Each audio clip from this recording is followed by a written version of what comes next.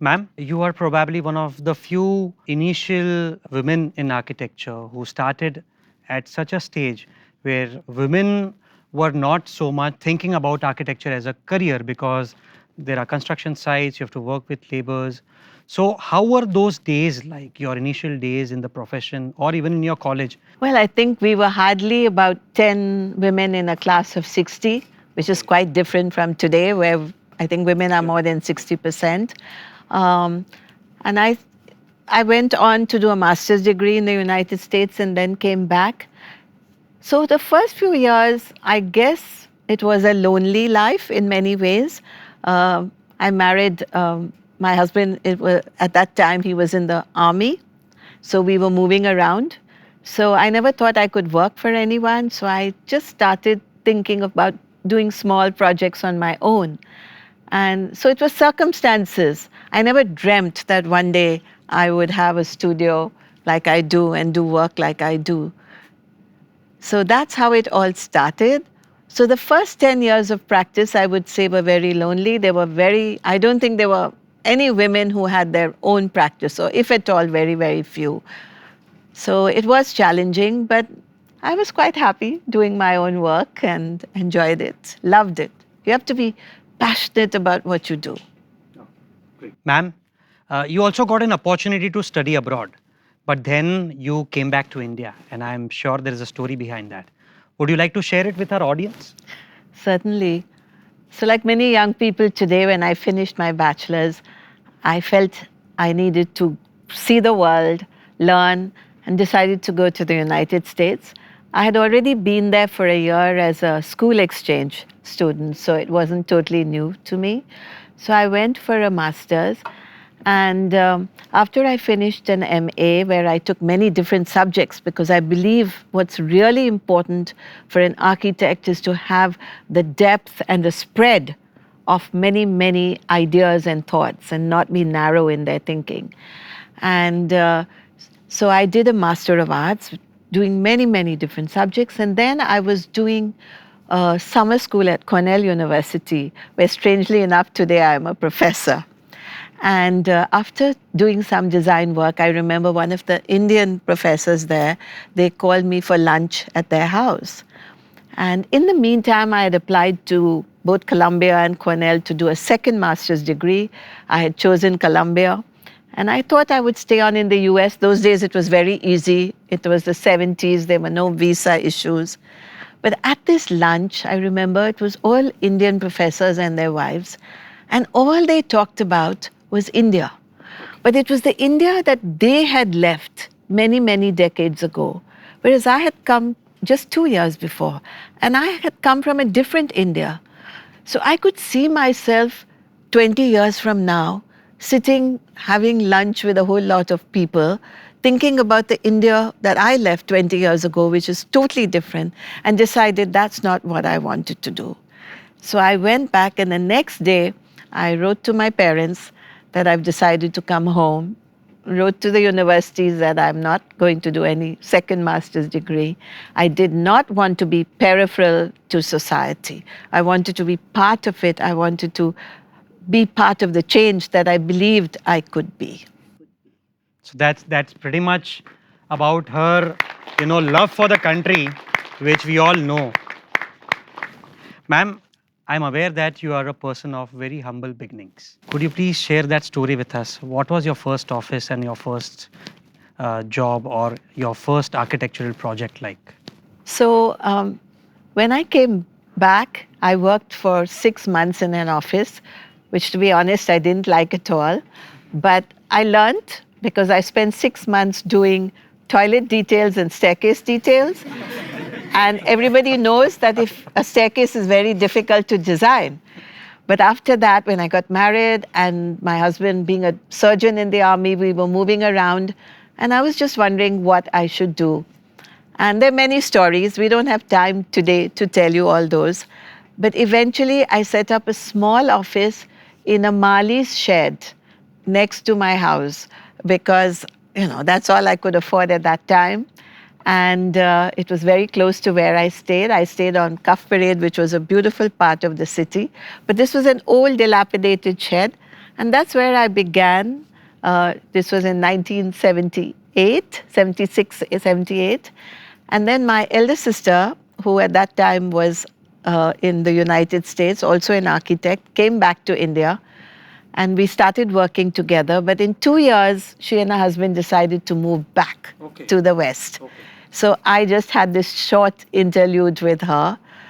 But that's how we have the name Somaya and Kalapa And it has Consultants. still remained with you. It still remains. Ma'am, our initial days are very crucial, be it anyone, be it me, you, or even them. As far as I know, there were 3, 4 clients of yours in your initial days of your career who are probably still your clients today. How was their support like, and how was their support in terms of shaping you in becoming the architect that you are today? I think what's important, which young people ask me all the time, is how do we get our first project? How do we begin if we want to start on our own? And as I said, I left the staircase and toilet job. And then my father told me that the military club in Mumbai was looking for a design for a clubhouse. But he told me there will be no payment. It's going to be a pro bono job. Are you interested in doing it? And, you know, it was for the military. And I think I'm quite patriotic. So I thought, why not? Never thinking that it would lead anywhere. So I did this project for them. I mean, I did the design of the clubhouse. And there was a committee. That project never took off. But on that committee was a gentleman who was on the board of the Bombay Presidency Golf Club. And then he said, we are looking for an architect to do some work for us there, and we like what you've done here, although it's not going to happen. So come and meet our committee. And that was my first job, was the BPGC Golf Club.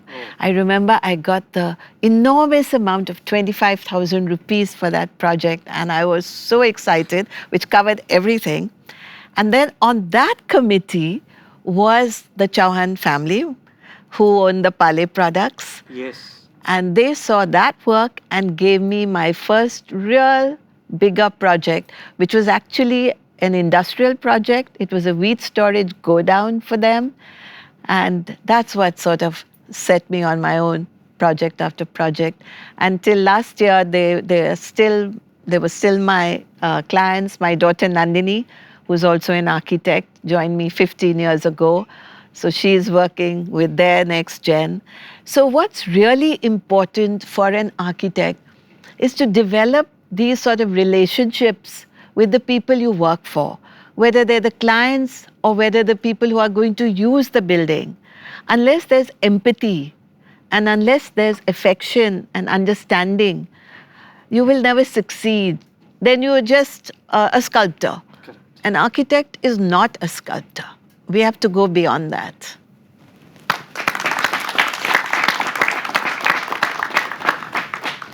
Ma'am, did you ever face any challenges being a woman in this profession? Well, I would say that from 1980 to 1990, which were the 10 years when I really worked alone and built up my portfolio, I guess it was a lonely life professionally. But I was quite happy. I had my family. By then I had 2 children. I have a husband who always supported me. I had my parents, lots of friends, having been brought up in Mumbai. And I never really was ambitious in that. I had no business plan that I have to do this and then I have to do that, you know. My road was to build. One thing I did decide, with no disrespect to interior design, which I do a lot of today, was I took a stand that I would build. Whoever came to me, I would say, I'm an architect and I want to build. So I think to that extent, many people would, the next sentence would be, oh, you do only this or do only that. So maybe in other people's perception, it may have been difficult, but I was very clear what I wanted to do. And then in 1990, a gentleman called Mr. Deobakta, he invited me to give a talk in Nagpur, a delivery of an important lecture. And that's when I realized for the first time that I really had a body of work and I could go out now and talk about it.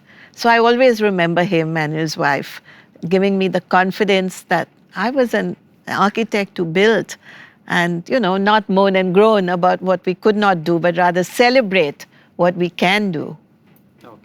Ma'am, if we see your body of work, you've practically done almost everything in architecture, be it a hotel, be it conservation, be it corporate offices, be it residences.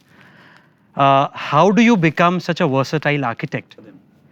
Well, when we live in a country as diverse as India, how could we be anything else? For me, the greatest joy has been able to work right from the Himalayas down to the deep south, from the east through the tribal areas of Jharkhand, Madhya Pradesh, and right up to the Gulf of Khambat. We have a country where the geography is different, the religion is different, the food is different, the languages are different. There's so much diversity in dress. So each project I did was like going to a different part of the world and doing another project. So when people say, what have you done abroad? Why would we want to when we have a country like ours where every project is so challenging? So naturally, when we do work all over the country, we do different types of work. So whether it's a hotel in the Himalayas, whether it was a water management system in Jharkhand, whether it's a state-of-the-art R&D center in Jamshedpur, or whether it's rehabilitating a earthquake devastated village in Kutch, or whether it's Temple Town down south in Tamil Nadu. So we are so privileged. And that's what I've loved most about being an architect, that every project that comes, we do research, we learn about it, and it's challenging and it's a new experience. There's no monotony, no boredom, no repetition. Which profession has that? Absolutely.